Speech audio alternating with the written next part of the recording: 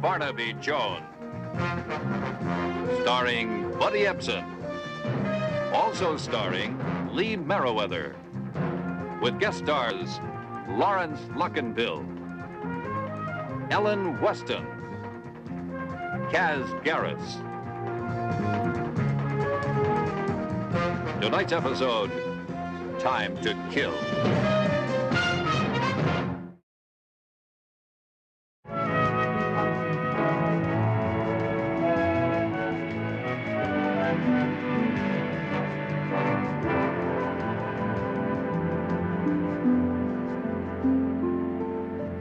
I loathe Marla, but Grace was right about the souffle.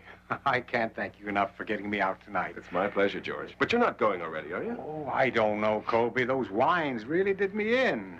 Maybe I ought to pass on the cognac. George, it's a 1938. Like a good woman, it won't stand neglect much longer. 1938, a memorable year. Just you wait.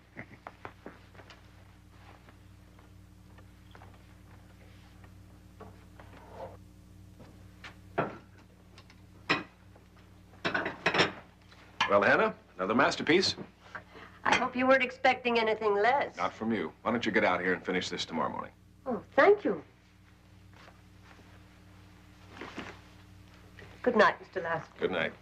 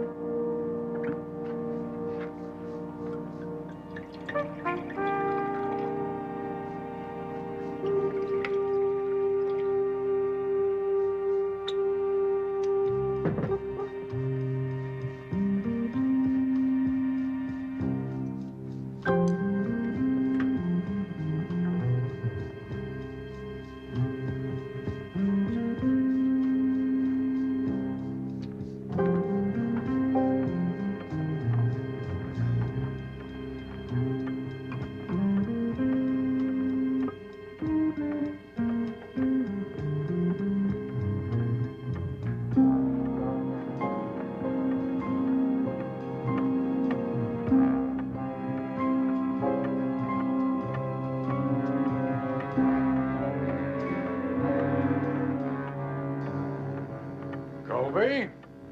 In here, George. I was beginning to think you weren't sure it was aged enough. You tell me.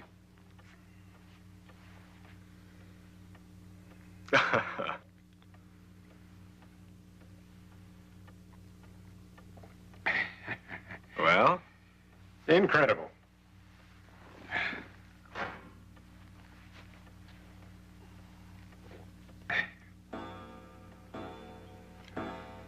$11 already? It's the perfect time to enjoy rare old cognac. And even rarer Havana cigars. Where'd you get these? Havana, of course. Now, George, as I was saying at dinner, California vineyards are an investment that cannot afford to be overlooked. A vineyard? Yeah. I've been doing some checking up around Calistoga. Do you have any idea what the profit is on owning all those fields up there? In less than 5 years, the return on your investment... George, the return on your investment... George. George.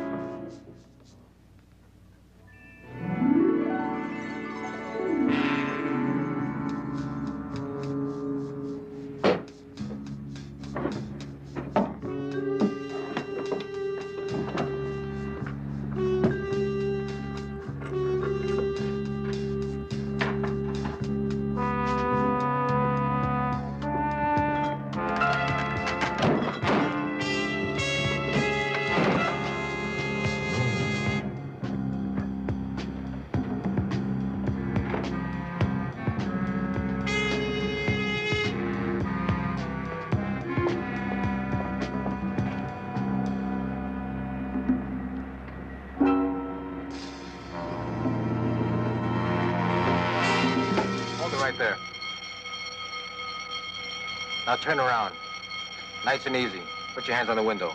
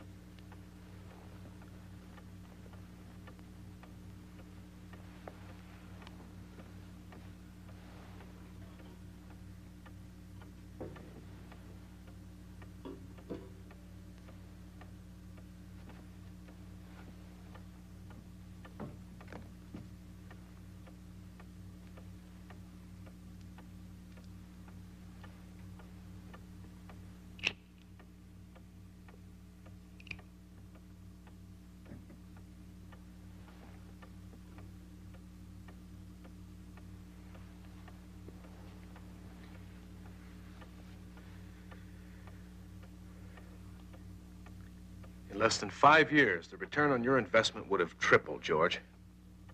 George. George. What? I was talking about vineyard investment. Ownership near Calistoga. Oh, I must have dozed off. I think you were about to.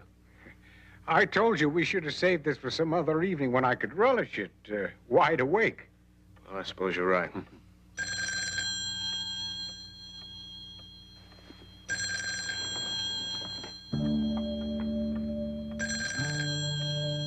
Hello? This is Mr. Weatherly's answering service. Is he there? Yes? May I speak to him, please? Yes, just a minute. George, it's your answering service. Thank you. Weatherly.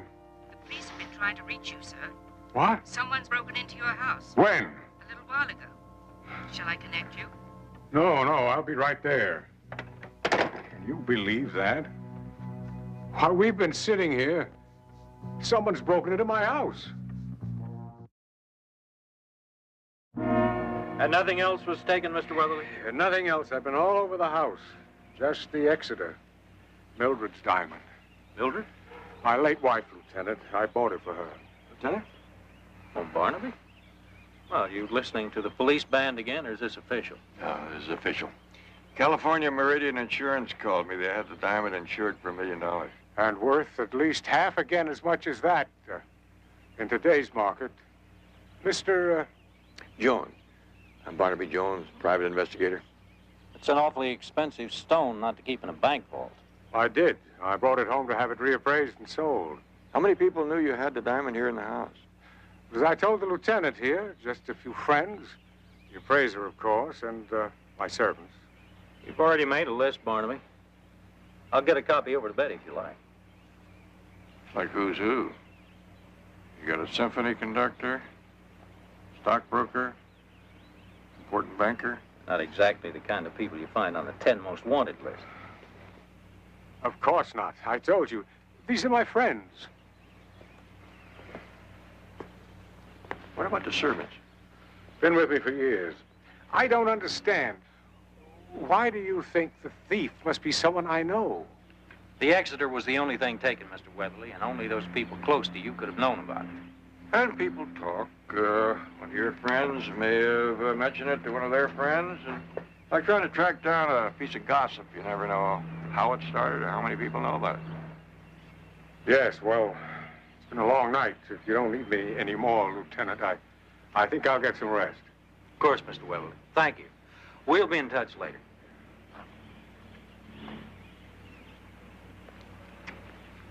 That could end up being a long list. Would your list include Weatherly? You mean the game of steal it yourself and collect the insurance? No, I doubt it. Weatherly was having dinner at a friend's house at the time of the robbery. Colby Lassiter by name. Anyway, this has all the earmarks of a simple bust and run. The thief broke in here, went straight to the desk, got the stone, and hightailed it out. You'd figure he ran into the patrolman on the way out. They must have. There was a struggle. The guard was shot at very close range with his own gun. Thief must have been pretty sure of himself to set off the alarm with West Oak Security 10 minutes away. Look, Barnaby, do you mind if I send you the full report later? It's been kind of a long night for me, too. You tired? I'm fresh as a daisy. Why don't you get yourself a little rest? I'll poke around a little.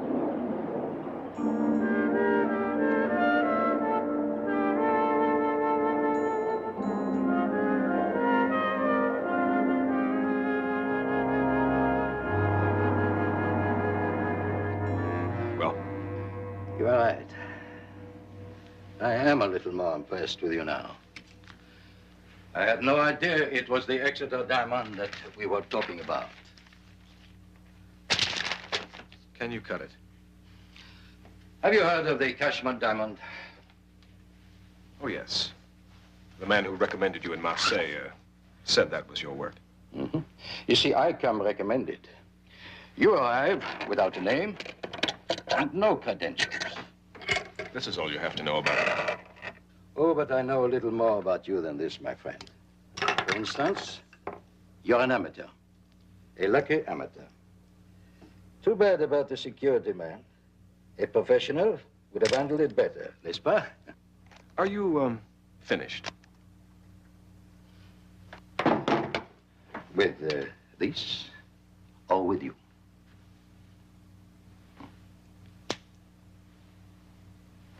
When will you be able to cut it? Tomorrow, 2 days, maybe a week. First, I study the photos, mark the sketches. I haven't got a week. I will get in touch with you. How? Oh, no. I will get in touch with you.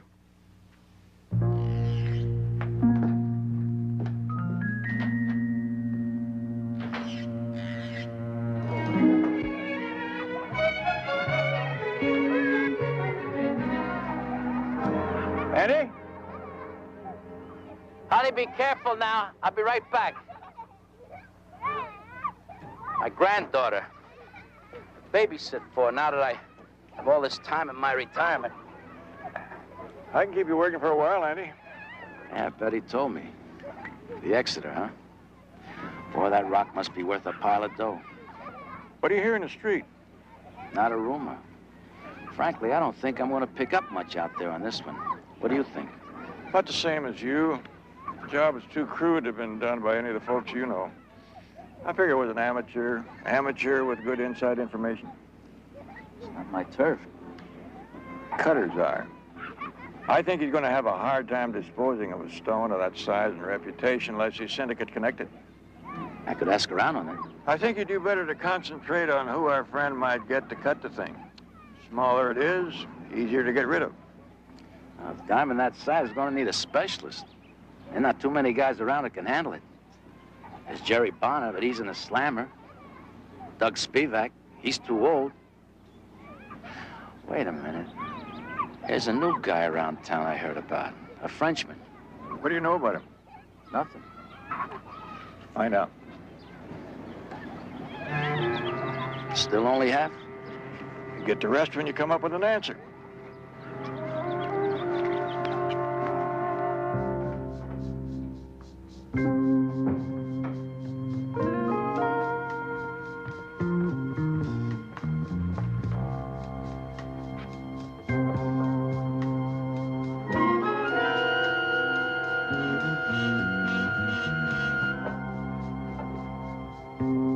Colby,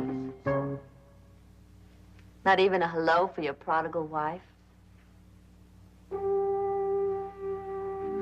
Don't tell me you're still mad at me. Claire, you know I could never stay mad at you.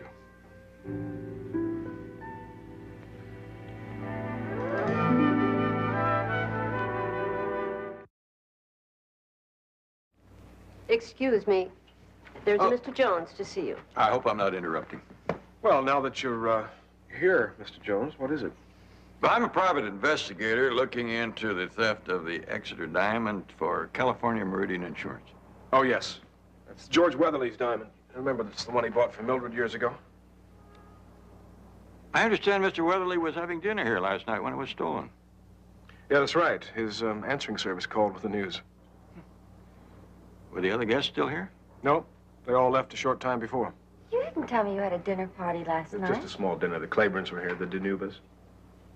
Do I understand that you weren't at the party? Oh, no. I was still in Switzerland last night, your time, on a skiing trip. But I'm fascinated. You mean you think someone who was here might have taken it? At this point, Mrs. Lassiter, I'm not just looking for a needle in a haystack. I'm looking for a haystack. How do you expect us to help you with it? Well, it's beginning to look a little bit like an inside job. Somebody that knew Mr. Weatherly, knew he had the diamond home for reappraisal. Sounds fairly preposterous to me. Well, I'm trying to talk to everyone who knew about the Exeter. Possibly you may have even mentioned it to someone. Excuse me, Mr. Jones, there's a telephone call for you. Oh, thank you. I hope you don't mind. I left the number with my secretary. Not at all. Yes? Barnaby, Andy Burns just called. He left the name of a man who knows about the French diamond cutter he mentioned to you. Fire away. He's the chef at the Le Pomerol restaurant. Le Pomerol restaurant. Yeah, got it. Thank you, Betty. Nice place, Le Pomerol. A bit too Provençal for my taste, but... Well, thank you for the tip and for your time. Sure. Ms. Lassiter.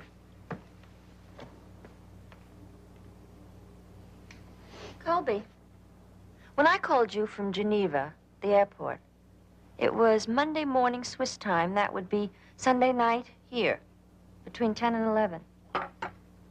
So? The line was busy. When I was here with George? 3 separate times. I had the overseas operator keep trying for over an hour. Line must have been out of order. But you said George's answering service got through. Oh. Well, but they weren't calling from overseas, now were they? No, the line trouble must have been at your end. That's possible. Of course it is.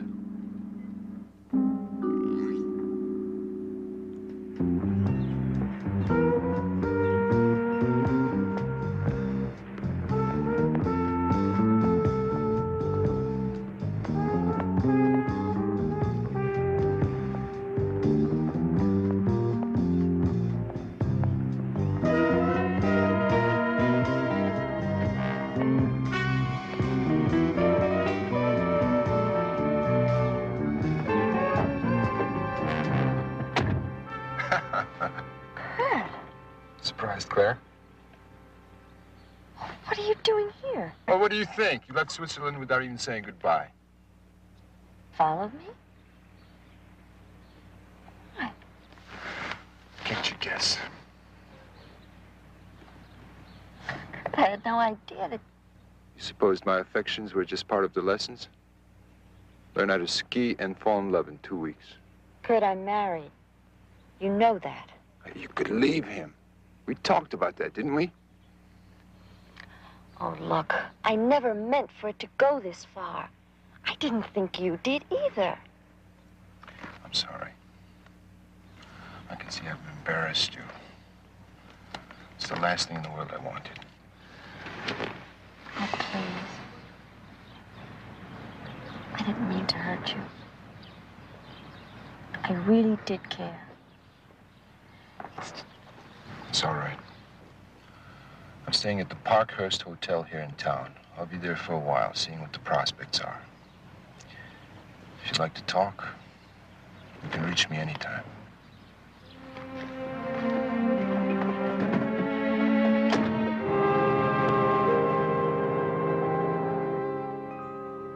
No closer to the source. A swift pass with the match. A little éclat in the gesture. Where is your sense of showmanship, huh? Again, s'il vous plaît. Snap. The match. Voilà. Alors, the pass. Oh! Qu'est-ce que vous avez fait? Vous avez mis toute la bouteille ici. I don't believe it. Did you see that? Did you? Yes, very colorful. If I may suggest, he could use a little practice. You heard? Over there. Practice!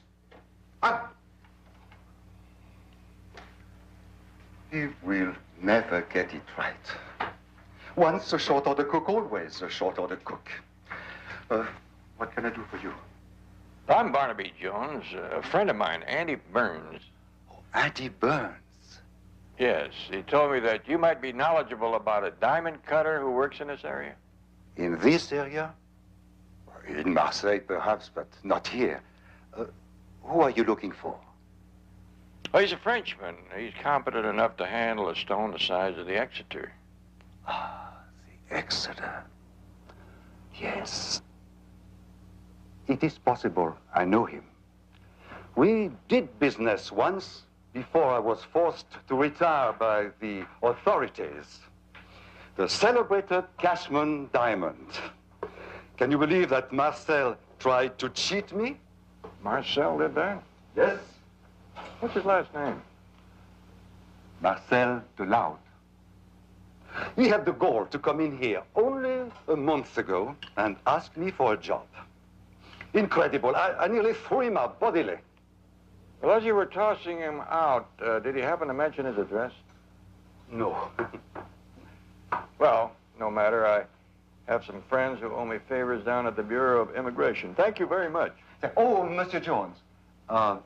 You will come back to dine, perhaps. I have some superb coquille Saint-Jacques you might like. Ah, scallop. Yeah, I'll be looking forward to that. The place is still here.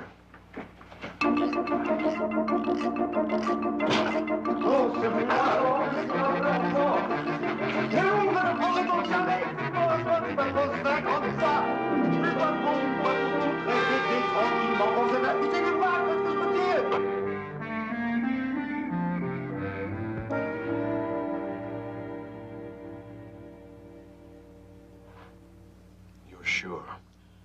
I've studied the photos, marked the sketches. Now, there is only the cutting left.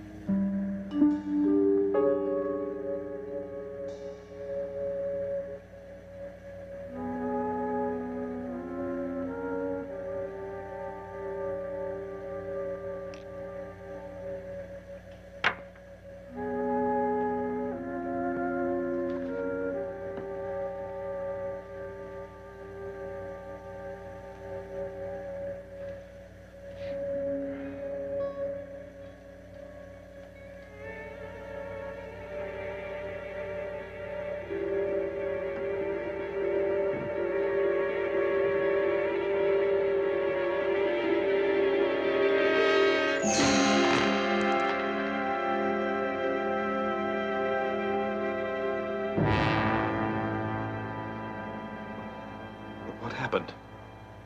I don't know. These things, they happen, but rarely. So rarely. How could it? Some flaw.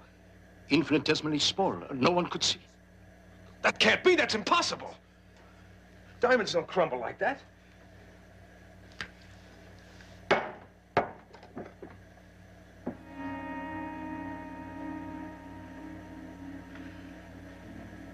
This is nothing but sand. We have been taken. This is glass. Glass. But you saw. Somebody else could have been fooled. Maybe. But not you. You're a diamond cutter! I was concentrating on the angle of the blade. I didn't eject the stone. That stone has not been out of my possession until I handed it to you just this minute. That's it. That's gotta be it. You switched it. How could I? Are you sure? Where is it, Marcel? In your pocket?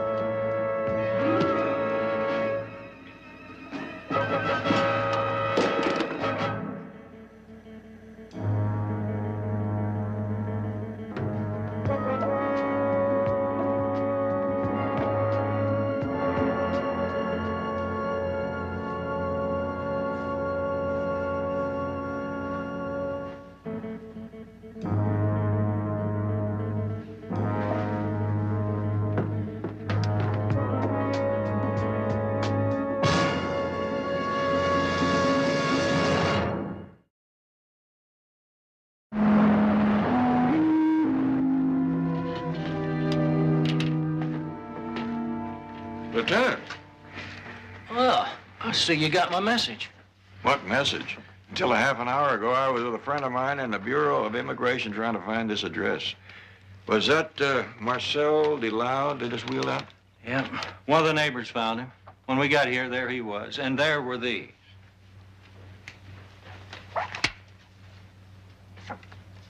That's the Exeter, all right.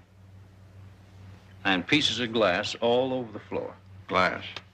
Looks like Marcel tried to pull a duplicate on our friend, the thief. But he was too smart to fall for it. Huh? Any evidence as to who our friend is? No. Well, we know one thing about him. He's still in town. But what does he do now? Look for another cutter? Maybe. Maybe he thinks it over and makes a phone call to California Meridian.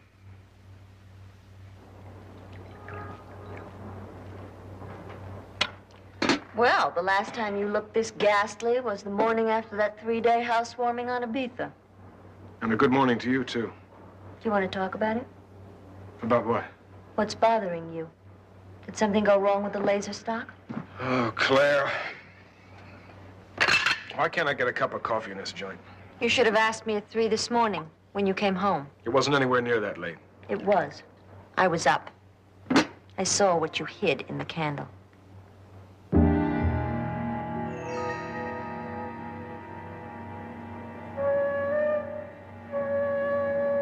And then there was this, in the morning paper.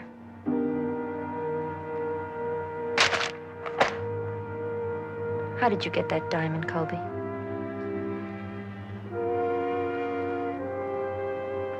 You seem to have put it all together. You did it yourself? Like always, you underestimate me. There are 2 men dead. That couldn't be helped. All I planned to do was steal the jewel.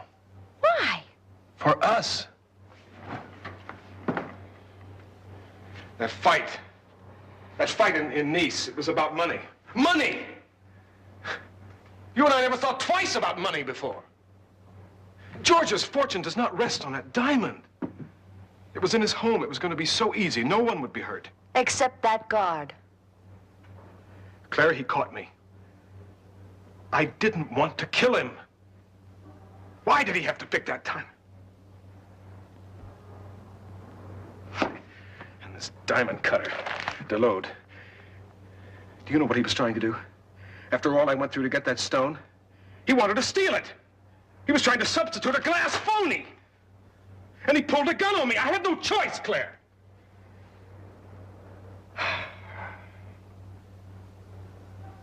Oh, Colby. I was afraid I was going to lose you. That doesn't say much for me. I couldn't have taken that, living without you. I would have done anything. You should have told me. Well, now you know. Only I wish it hadn't ended this way. What are you going to do now? That's what kept me awake most of the night, trying to figure out. It's too risky to try to find another diamond cutter now. And there is no way I can sell this thing whole. Unless I sell it to the right buyer. Now, according to the call, the thief wants $400,000 for the Exeter. Green. Black. Thank you. Now, that still saves the company over $500,000, considering that we're still in the old appraisal. So we've decided to agree to the buyback. Well, that sounds like quite a bargain to me, if I've ever heard one, Mr. Reynolds. California Meridian wants Barnaby to be the go-between, knowing the thief has already murdered 2 people. I don't think we have to worry too much about that, Lieutenant. These 2 cases look like self-defense, sort of. I think he'd be more careful this time. Yeah. He's not getting used to killing. Look, Barnaby, I'm not letting you go to any drop points without us looking on. Oh, wait. The man specifically said no police. I don't care what the man stated, Mr. Reynolds. Barnaby wears a transmitter and stays in our sight, or I'm not going to let him go through with it. Mr. Reynolds is afraid you won't be discreet. Oh. Well, tell him about my 2 years on the vice squad. You hear that, Mr. Reynolds? We are go.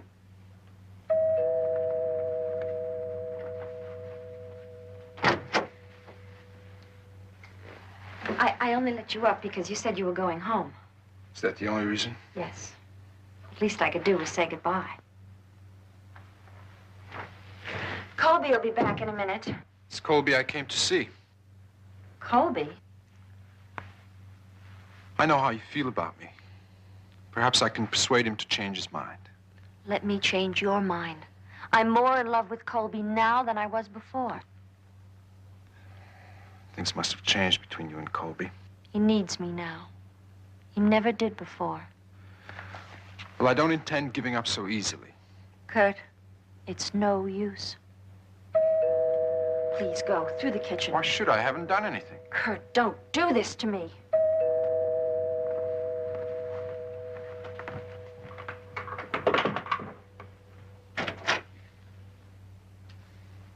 I could use a drink. How about you?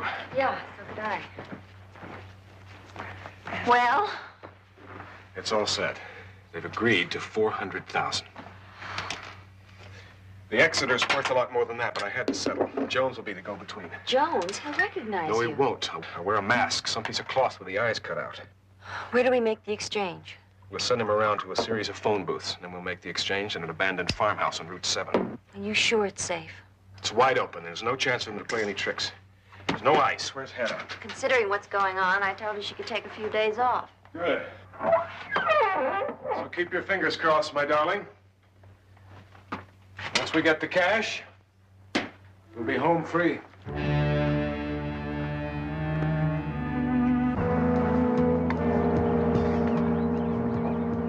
Diamond?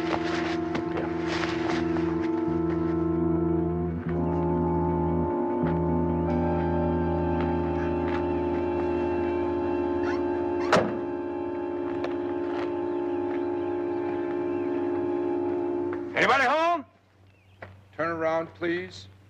Face away. Put the attaché case on the ground.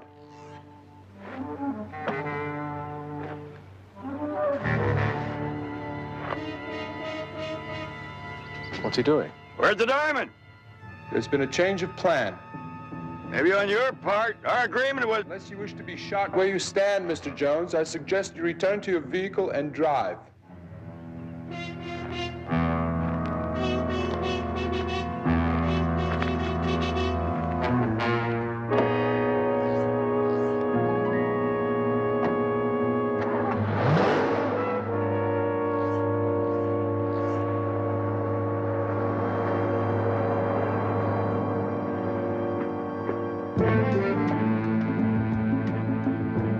Who the hell is that?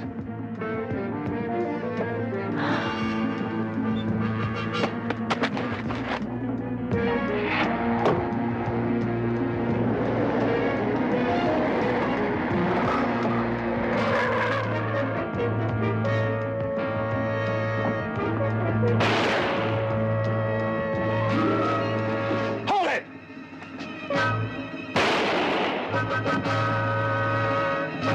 Kurt.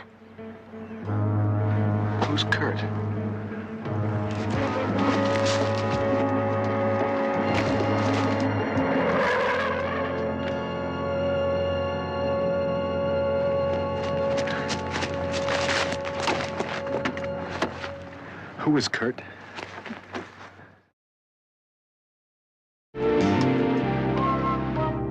Thanks, Lieutenant. I'm sure Barnaby's anxious to know. Right, bye. Wait. Don't tell me, let me guess. Our friend in intensive care is from Switzerland. He is either a bobsledder, a ski instructor, or a mountain climber. A ski instructor. Will you tell me how you guessed that? His accent, for a starter. And then his complexion is ruddy, weather-beaten, like he's been out in the cold too long. 2 and 2. You are going to tell me how he fits into everything. I have an idea. Yeah, but Lieutenant Biddle said they didn't find the diamond on him. Well, maybe he didn't steal it, but he knows who did. But how? He just arrived from Geneva a couple of days ago. And Mrs. Lassiter just flew in from Switzerland on Monday. Ski trip, she said. But they were both out of the country on Sunday when the Exeter was stolen. Colby Lassiter wasn't. But that's impossible. I thought he was with George Weatherly during the time the diamond was stolen. So did I. Colby, There's nothing to say. take me with you. I don't think so. Please. There's no time to argue. You heard the radio. If your boyfriend regains consciousness, I'm sure the first thing he'll do is tell him about me. At least let me finish about Kurt. I don't want to know. I consider myself lucky to have ended up on the right side of what was probably a very neat double-cross. He followed me here on his own. I didn't ask him to come. You didn't tell him about the meeting with Jones at the farmhouse? No. Kurt was here when you came back from making the arrangements. I was telling him it was over between us. He went out through the kitchen, and I thought he was gone. He wasn't, I guess. He must have stayed in the kitchen and overheard everything. I really do want to believe you. It's the truth. I have no reason to lie to you now. Wouldn't you? With Kurt suddenly out of the picture? Oh, Colby. You said you did this for me. I love you. Don't leave me behind. All right. Get your things.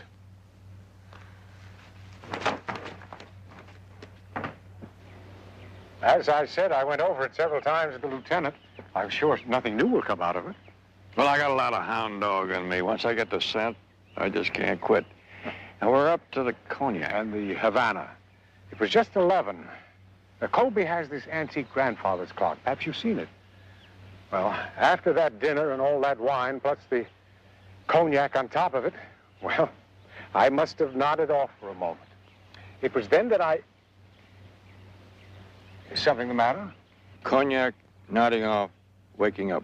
What happened exactly after you nodded off? Well, let's see. I took another sip of the cognac, I took a puff on my cigar, and then I got up to thank Colby for a pleasant evening, and...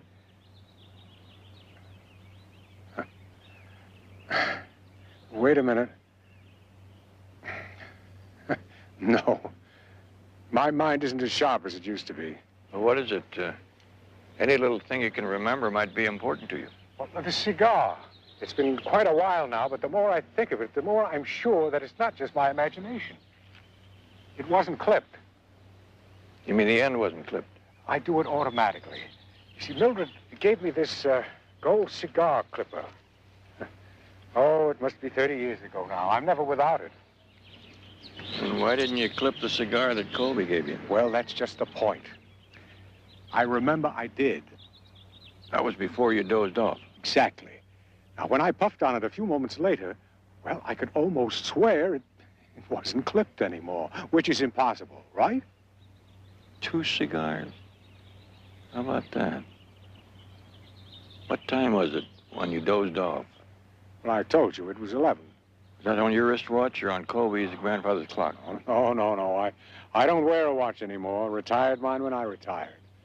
Swore I'd never wear that little Ultimaker again. Well, what are you getting at, Joe? A trick with time, Mr. Weatherly. A trick with time. Yes, this is the only way out of the building that isn't covered by the closed-circuit TV system. It's an emergency fire exit. People can get out through here all right, but they can't get in. Unless... Could I use some of that cleaning powder? Well, sure. What are you going to do? A little dusting.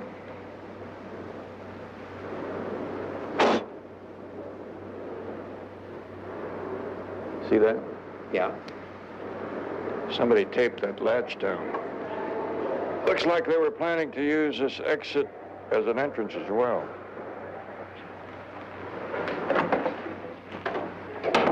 Somebody in the building? Yeah, someone who wanted to leave for a while, then come back without the man at the desk noticing.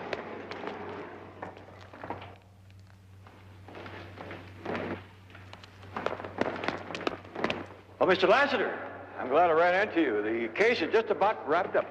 Just needs a little of your time. Well, Mr. Jones, we are in a bit of a hurry here. Well, just take 2 minutes. Well, if you have the case all wrapped up, as you say, I don't understand why you need to talk to us. Well, it's just a matter of confirmation, little things like the way you cut Mr. Weatherly out of the herd at the end of your party that night with the special brandy. Cognac.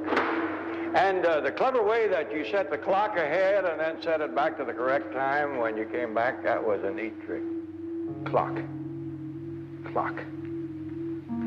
Are you accusing me, Mr. Jones? You only made one little mistake. That was when you forgot to clip the end of Mr. Weatherly's second cigar. What are you talking about? The Havana that came with the cognac. I double-checked all the guests, and they all left about 10:20. According to George, it was right after that he took his first sip and nodded off for 3 seconds. But the next thing he remembered was the phone call from his answering service at 11:02. That's 42 minutes. Nodded off, huh? It's a pretty healthy snooze. Tell me, what kind of drug did you put in his glass? Just for my information. I'm sure I don't have to tell you anything. This is entirely circumstantial. Not really, Mr. Lassiter. And once your friend Kurt has told his story to the police, I'm sure they'll want to talk to you, too. It's over, you know.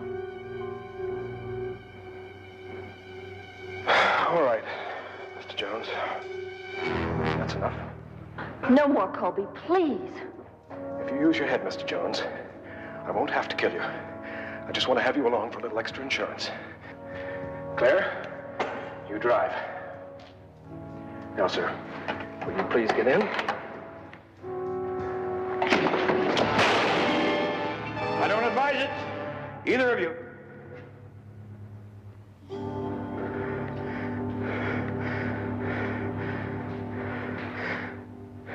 You're right, Mr. Jones.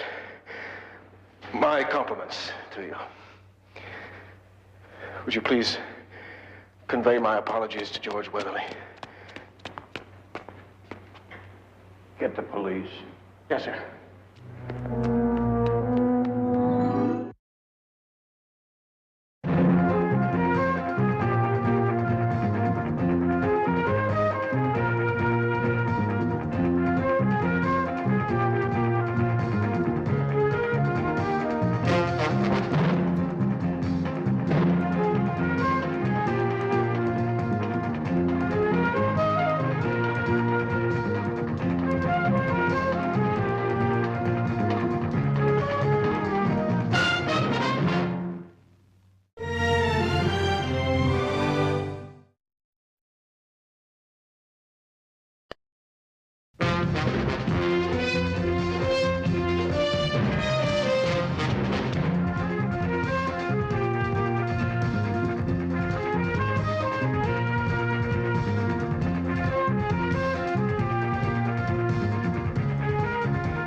Barnaby Jones, starring Buddy Ebsen, also starring Lee Merriweather, with guest star Margot Kidder, special guest star Clu Gulager.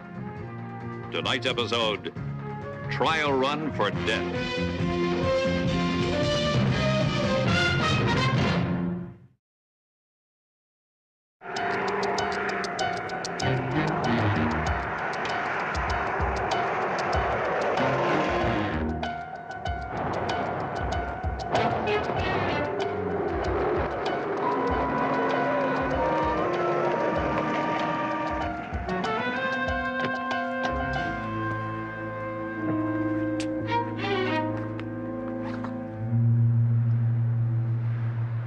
Okay. Now you split. What do you mean split? You know you shouldn't be here. It's not safe. Because driving very safe. I want to go away with you. I want to be alone with you. No, not now. I can't do that.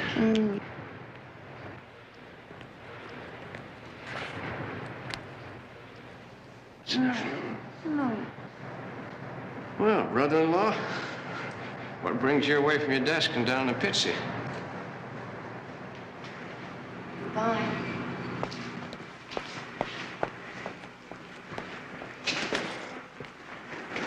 Oh, how they get in here, man? You gotta beat those track groupies off with a stick. Oh, stop it, Mark.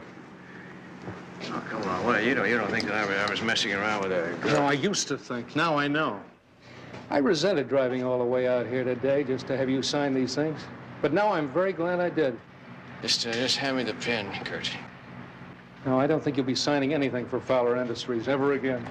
Not after I tell Rita about this little wrestling match I just witnessed. What are you talking about, wrestling? My sister might be somewhat gullible and naive. Hey, watch. That's my wife you're talking But about. not for long. Because if there's one thing that Rita's not, she is not forgiving. It's not exactly a Fowler trait. Wait. Don't worry. You'll get a satisfactory check for your time and services. Pocket money until you can snare some other rich, unsuspecting woman.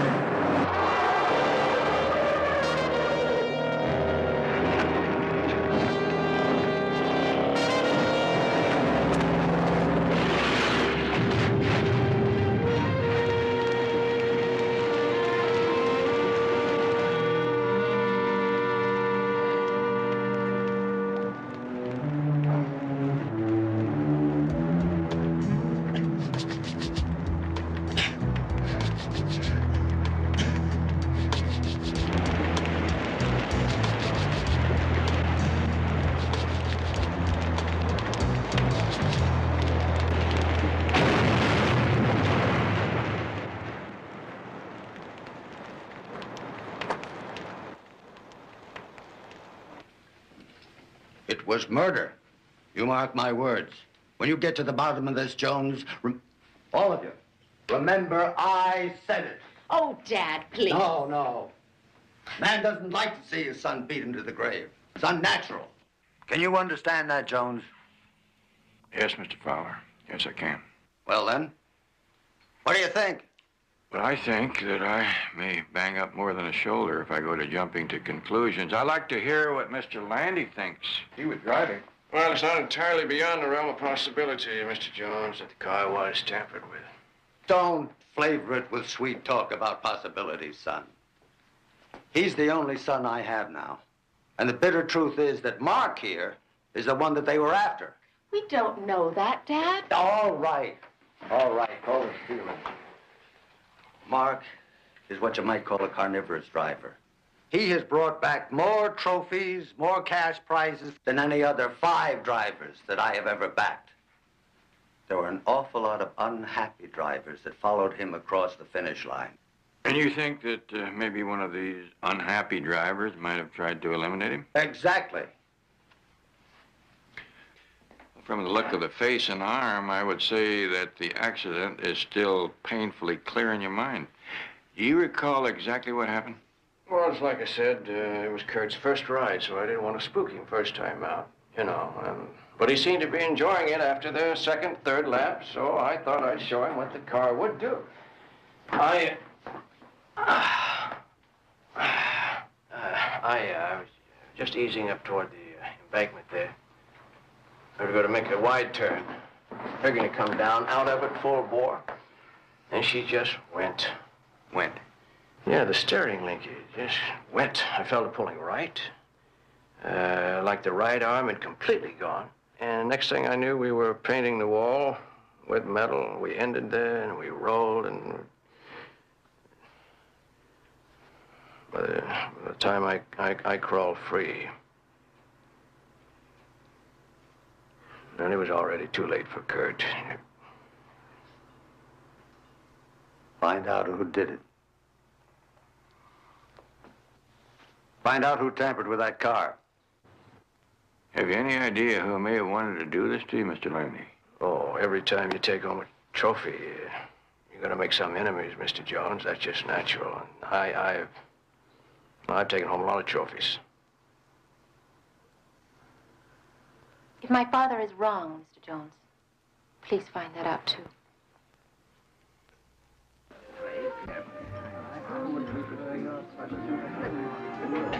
What's the matter with you? Oh, do you think I could have that one for nights when I feel like being a little sophisticated? All right, all right. Is that it? I'll take it. On account. What do you mean on account? On account of you love me. Yeah, I do. So let's go. And on account of I know that your brother-in-law was going to tattle to his sister.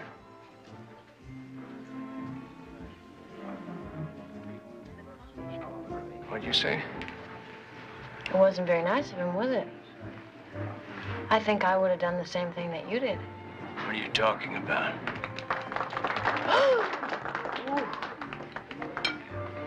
Oh, I love this.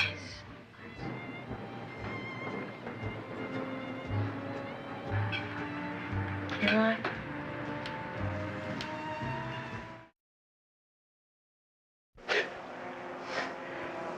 You said you wanted to see Mr. Landy's racing suit, huh? If there's anything left of it. Ruined it when they cut it off him, of course. I don't even know why I brought it back from the hospital. You sure tore it up, didn't you? Yep.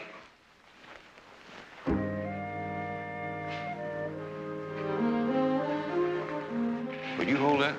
Yeah.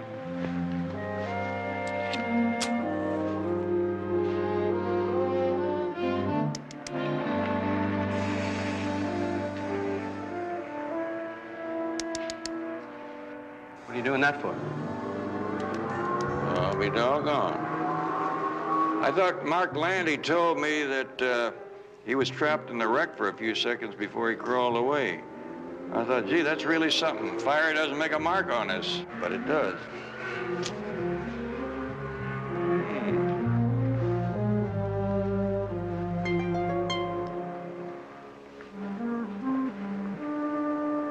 Blood? I guess the nurse that cut this off of him must have gotten carried away with their work. It's like lipstick. That the kind of a car that Mark drove? Similar. Needs about a month's work, though. I always wanted to sit in one of those things. You mind? Be my guest.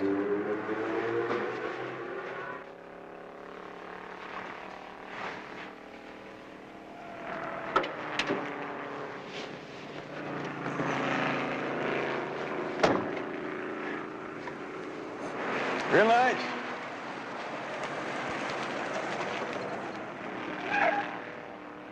How's the investigation going there, Mr. Jones?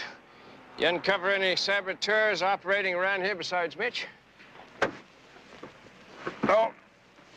But Mr. Hammer assures me that the only fingerprints of his I'll find around here would be on a cold beer in a cool place. Say, the emergency crew tells me that they found Mr. Fowler's helmet inside the car after they put the fire out. Wasn't he wearing it? Oh, yeah, you better believe it. I insist on that. Must have come off on impact. That happens. Yeah.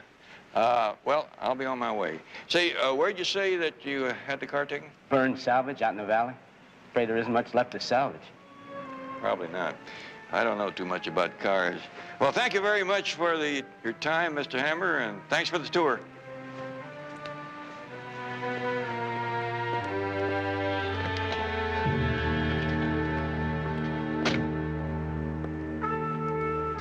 What's he want with that suit? Who knows? He was burning it with a match, scraping away at it with a little knife. Scraping away at what? Lipstick. Said your suit had lipstick on it. You're still dissecting Mark Landy's racing uniform? Have a look at this left sleeve and shoulder, Betty. Interesting? Torn and dirty, yes. But what makes it interesting? As you say, it's torn and dirty and embedded with sand and grass. But you said he dislocated his shoulder in the crash. I said he dislocated his shoulder in the crash. Well, maybe he was thrown from the car when it hit. He said he crawled out of the flaming wreck. But you don't see it that way here. Not a sign of a scorch or smoke mark on the entire suit, and the left shoulder looks like it struck with sufficient impact to dislocate it. Are you telling me that the great Mark Landy chickened out when he saw a crash coming and jumped? There you go, disparaging chickens again. There's nothing chicken about a chicken. We used to have a Rhode Island Red that chased dogs. All right. What I meant was that it doesn't do much for his bravery image to abandon ship and let his passenger die in the crash.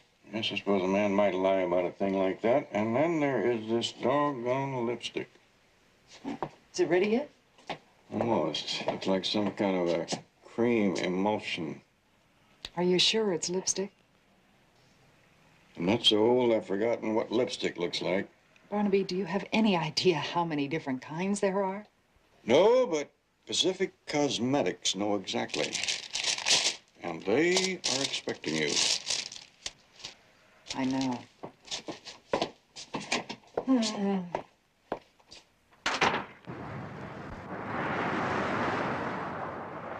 I just don't know what to say. Nothing to say.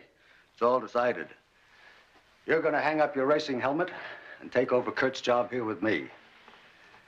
I redid every inch of it, Mark. Oh, just for you. I can see that. It's a strange feeling. I mean, Kurt's office here. You know, filling his office is one thing, but filling his job, that's another. You're the man for it. I want you to manage the automotive division of Fowler Industries. Oh, boy. All right. I know. I've been hooked on the smell of exhaust fumes and burning rubber for 40 years, ever since I went into the automotive equipment business. I have spent millions on race cars to sell Fowler spark plugs, Fowler brakes, Fowler accessories. I love it. But the driver is just hired help. Oh, well, thank you very much. You know what I mean. Drivers come and go, but the business goes on right in here. Yeah, let me tell you something, Morgan. I wouldn't admit this to anyone but you. I've noticed the kids are getting a little tougher every year. So, leave the driving to the kids. If Barnaby Jones finds that one of them is out after your hide, fool him. Quit at the top. No disgrace to quit at the top. Not retiring, I think they call that. Exactly. And what's more, you won't see this old gray head around here much longer either. No, sir. So, get ready. You're the only son I've got now, Mark. Trying to do a good job. I don't know what else to say. Save the speeches for the annual sales meeting. Well, I'll get out of here now and let you get to work. Thank you. It's a good feeling having you here, Mark.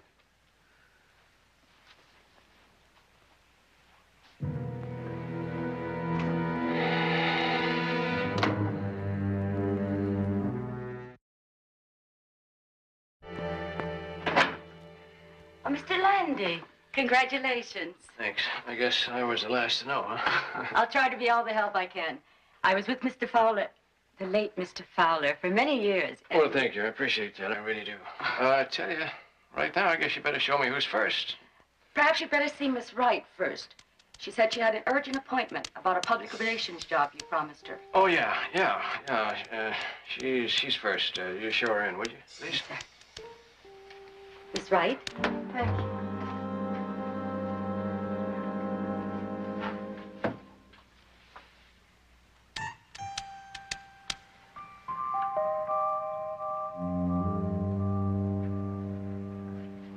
Well. So my baby's become a vice president. Are you crazy? You shouldn't have come here. I was worried. What's this new job going to mean to us? What do you mean, us? You sound like we were a corporation or something. The Love Corporation, that's us. Hey, come on, Laurie. Now, come on. Be reasonable. You gotta spoil everything. There's getting to be more and more to spoil, isn't there? No, we just gotta be careful. That's all. Well, then why don't you carefully take me out to dinner tonight? The dinner. You know, dinner. The meal after lunch. Yes. We could go to some quiet, pretty little place at the beach. I mean, candlelight's about as careful as you can get, isn't it? Yeah, well, I don't know. I'll have to call you on that. Phone calls are for alibis. So make your phone call to your wife. Really, you're a busy man now. You have a new job. You got a lot of excuses. Yeah. Yeah, you know, this could turn out to be not so bad. All right, I'll tell you what, I'll meet you, all right? Okay. Okay. I had to take a cab here. What's the matter with your car? Well, it's been a car too long. Oh, yeah? Well, we'll find you another one. Well, there was this absolutely stunning sports car at Aston Imports, you know, that I think that a new public relations girl from Fowler Industries would look divine. Yes. We'll talk about that tonight. Do you love me? Yes, I love you. You better. I do. I'll see you tonight. Okay. Bye-bye.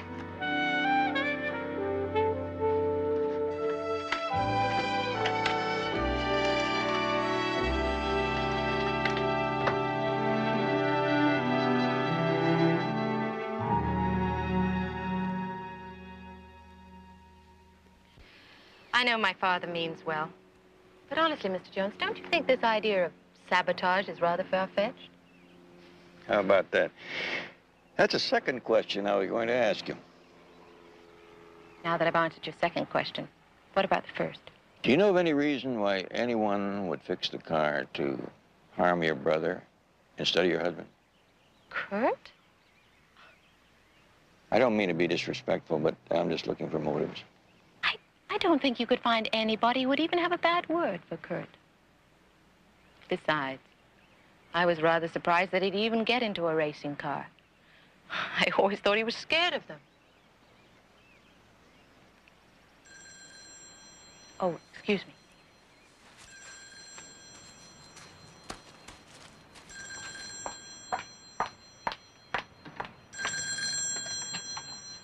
Hello? Oh, yes, he is. Mr. Jones? Just a moment. Your daughter-in-law. And my secretary. Hello, Betty? Well, I'll tell you one thing. This has taken all the pleasure out of ever wearing lipstick again. Did you find it? Finally. I had no idea there were so many dreadful shades with such glamorous names. Like what? I like the one we're looking for. It's called Tamarind Wind. It's made by Camelot Cosmetics. Thank you, Betty. I appreciate that. Talk to you later. Doggone it, I had her on the phone and I forgot to ask her. She was calling from a phone booth, too. Problem? Well, I told Betty this morning I was going right by a drugstore and she asked me to bring her a lipstick. Now, what was the name of that Tamarang Wind or Tamara? I'm afraid that's a new one on me. I can't help you. Darling, you're home early. Yeah. Oh, yeah. Mr. Jones? Hi. Honey, I'm sorry, but I gotta change. I gotta get back because some guys from out of town came in and just... Well, I'm just leaving. Thank you very much, Ms. Lindsay. You uncover any sinister plots to do away with me yet, Mr. Jones? Not yet. But I had an expert out looking over your car all day at Burns Salvage. I was supposed to meet him, whoop, half an hour ago. I'll let myself out. Bye. Bye. He shouldn't be bothering you like this. Oh, he's very nice. But I'm afraid Father has him going in all directions. What do you mean? Now he wonders whether someone really intended to harm Kurt. Can you imagine?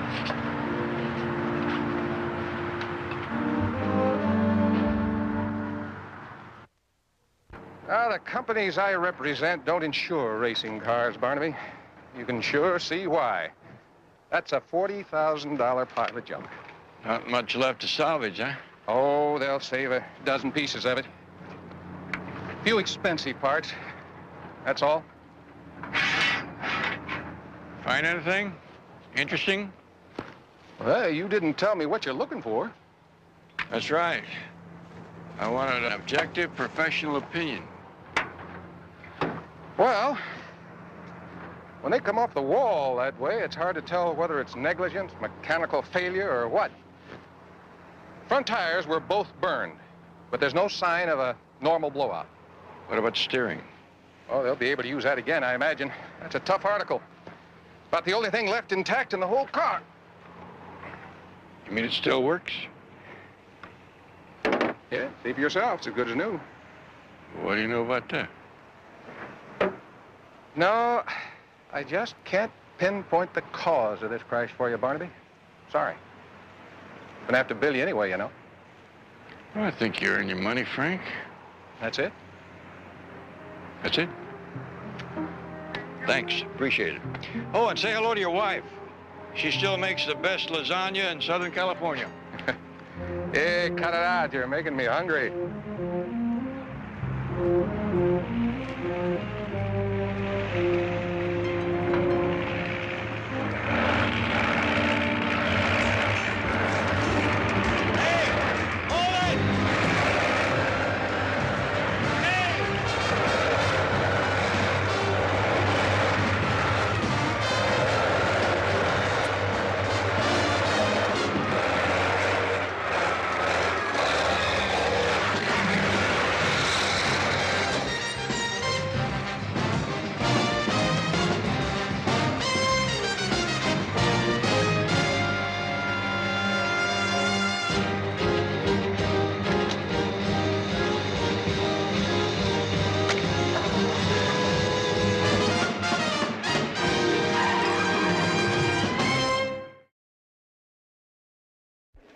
Well, if you're still wondering about the accident, I'm afraid I don't have any fresh guesses for you. I was just thinking about Mark Landy. He must pick up a lot of admirers. He's handsome, rich, wins all the time. Oh, yeah, everybody loves a winner. I guess that includes ladies. Sure doesn't hurt your stand with the chicks, that's for sure.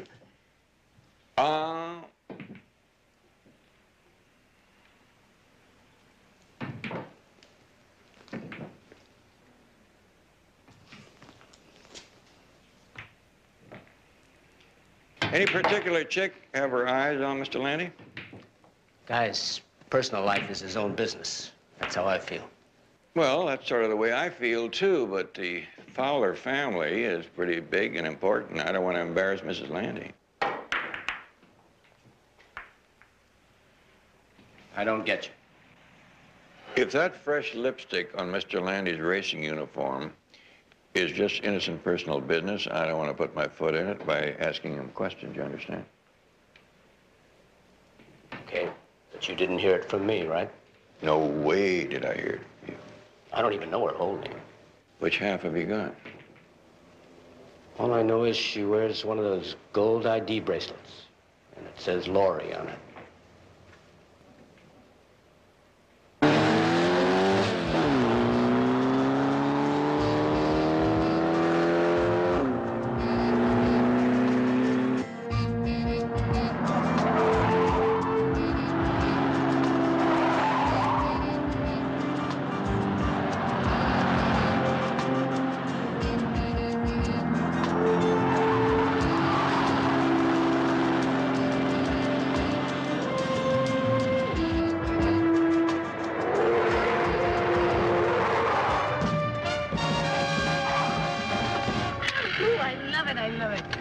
You drive like that, you're not going to live long enough to break it in, my friend. Well, look who's talking. The big, brave racing car driver. I scared you, didn't I? You better believe it. Amateurs scare me to death.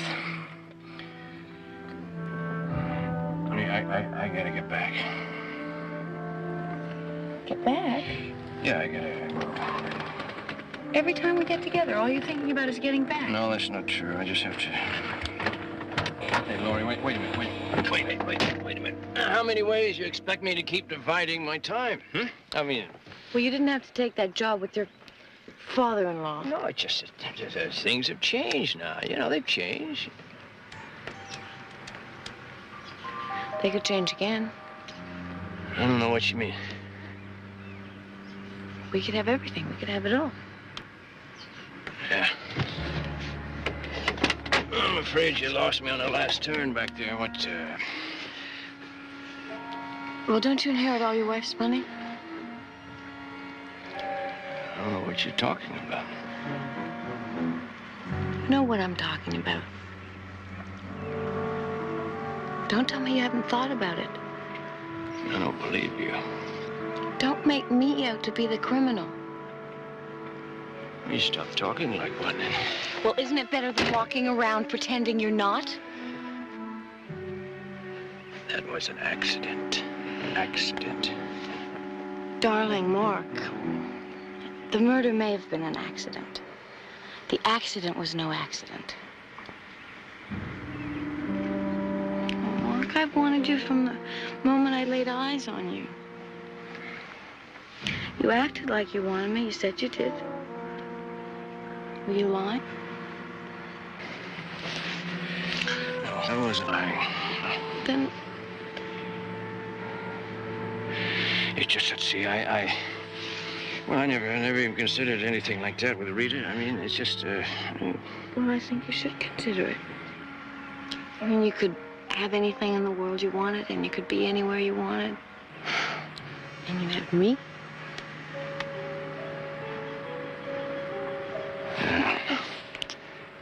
You're a lot more woman than I gave you credit for.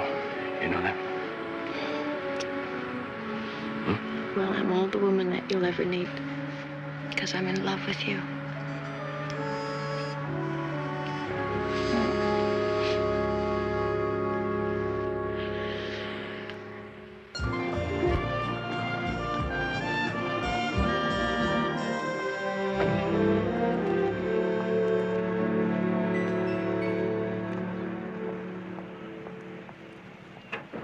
Miss Wright, Yes?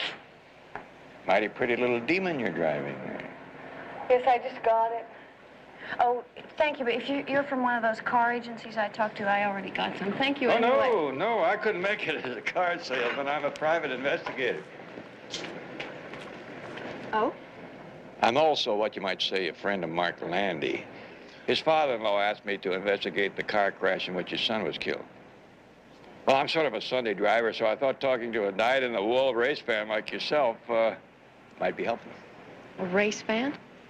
Yes, that's what one of the guards out at the track calls you. He also said you're very pretty, and he's right about that.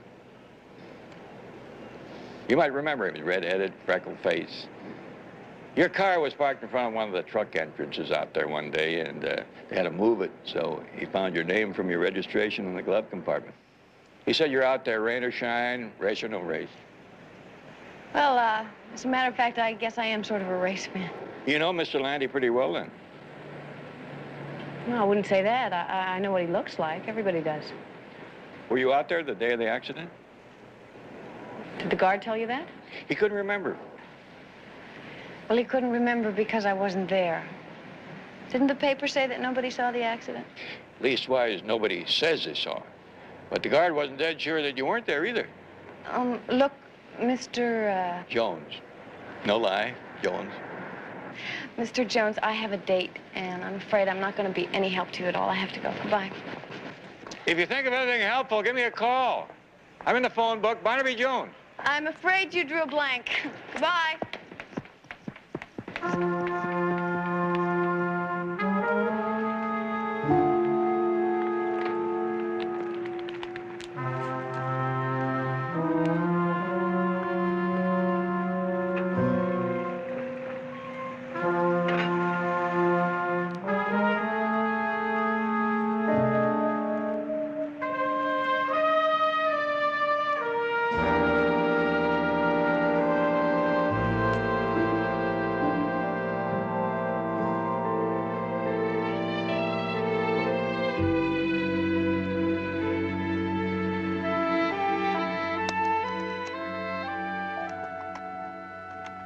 What does your giant all-seeing eye say, Mr. Jones? Appears to be the same lipstick, all right. Coincidence? Don't keep any computers around here, but I would say the chances of coincidence are about one drop in a great big bucket. Drop in the ocean when you hear what I just found out. That car was bought from Ashton Imports, where a very nice salesman very reluctantly told me that it was bought and paid for in full by a check written on Fowler Industries. And... Don't tell me. And signed by Mark Landy, Vice President. You weren't your usual urbane self this evening, darling. Oh, come on now, Rita. You gotta let me try my new image. I'm a solid businessman. Look at that. Well, I wouldn't carry it too far if I was you. Oh, boy. You didn't leave your glasses at the baker's again, did you? No, I didn't wear them this evening. Edna says they make me look too old. Well, Edna's gonna have to have her mouth washed out with soap. Hello. Mark, I've been trying to reach all evening. Yeah, could you wait just a minute, please? Okay. See what I mean? Business, all ours. I'll go up.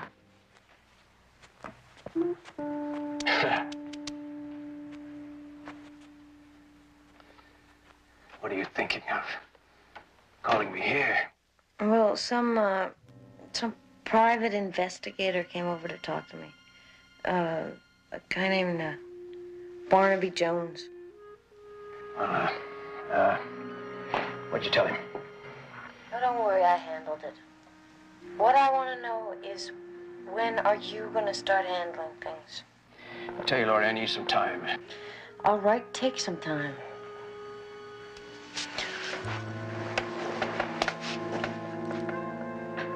Time's up. What have you decided? No, it's just not that easy. Well, then I'll make it a little bit easier for you. If we were married, a wife can't be forced to testify against her husband, right?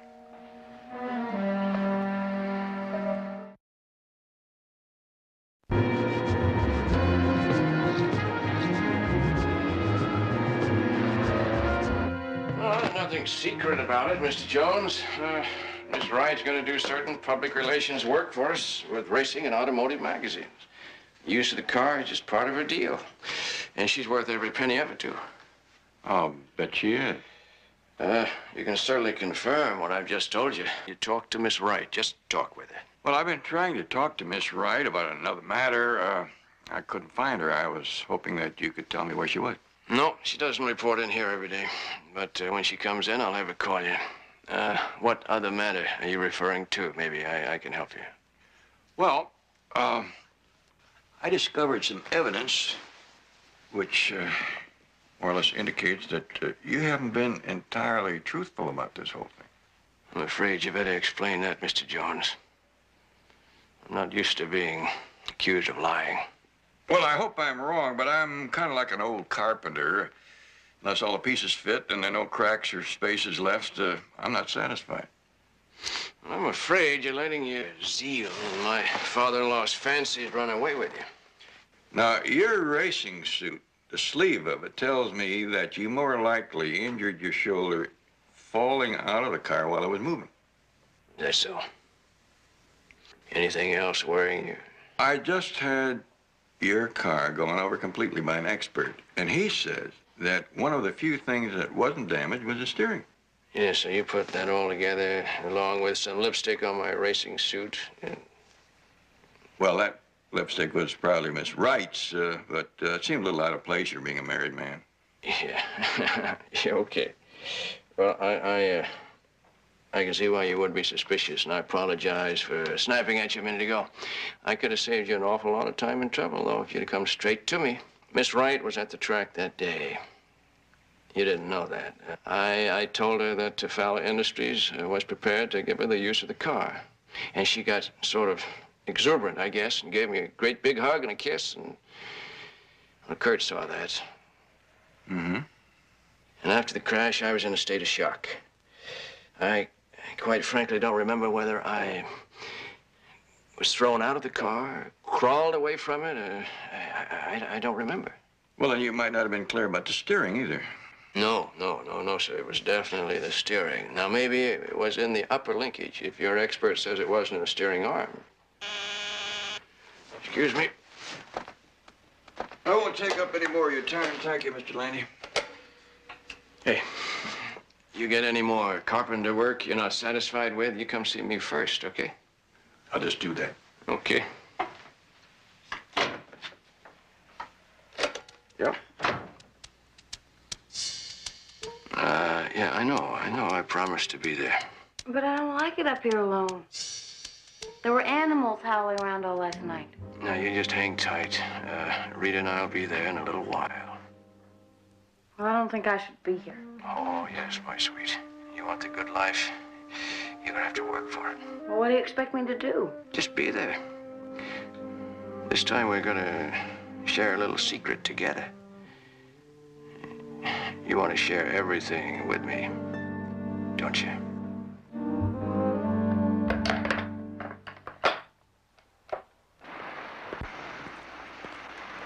Hi. Hi. You work around here? Only when I'm not starring in some major motion picture. What can I do for you? Well, I'm looking for Miss Wright. The one with the new wheels?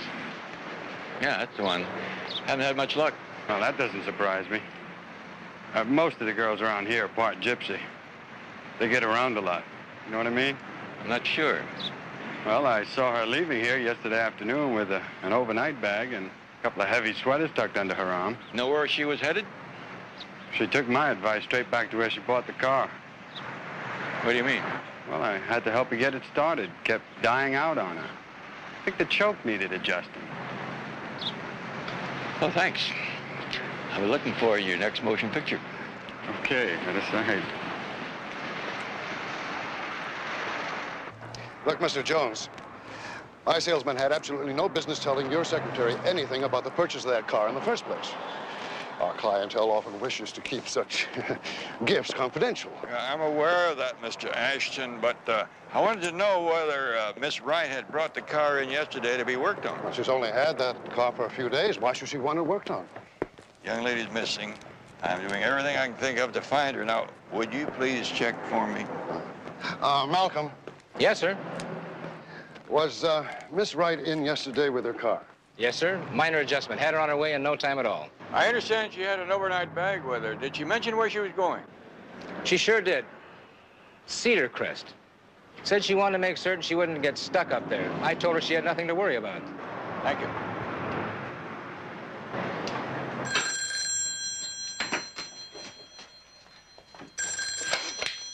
Barnaby Jones' office. May I help you? Oh, yes, Barnaby.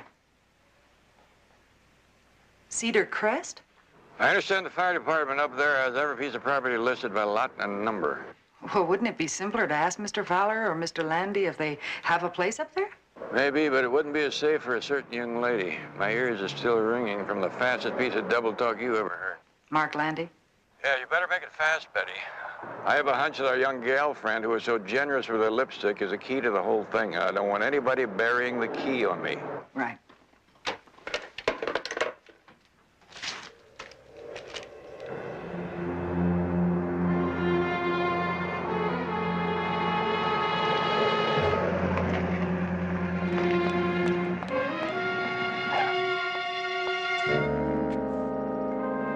Mark? What happened? Something wrong? No, nothing's wrong. But you said... Where's your wife? Rita's home. The wife's place is in the home, Laurie. I always say. You mean I've been sitting up here in this empty cabin for nothing? You didn't really think I was gonna blow everything just for you, did you, Laurie? I wanted to talk to you. I changed my mind about... It's too late, Laurie. I can't take any more chances on how you might feel tomorrow. You can't get away with that. People know I'm up here. No one knows. That's how we set it up. Remember?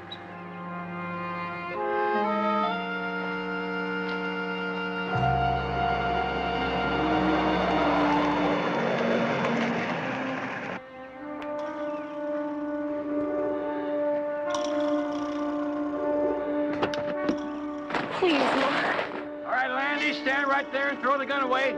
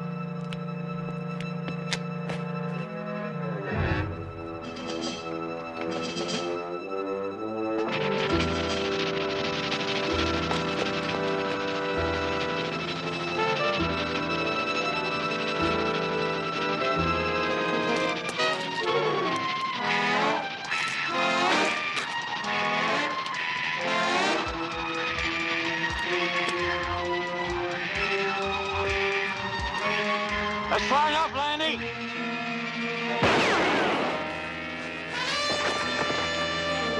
Just stay put. Under 10 feet, I'm a dead shot. Oh, thank God you're here. He tried to kill me. Is that a nice way to talk about a man that buys you expensive cars? I keep thinking it was partly my fault. Now, you mustn't clutter up a pretty day with that kind of thinking. I just don't understand. I don't seem to be able to find an answer. Oh, look at this. Oh, dear. They must have been blown down in the wind last night.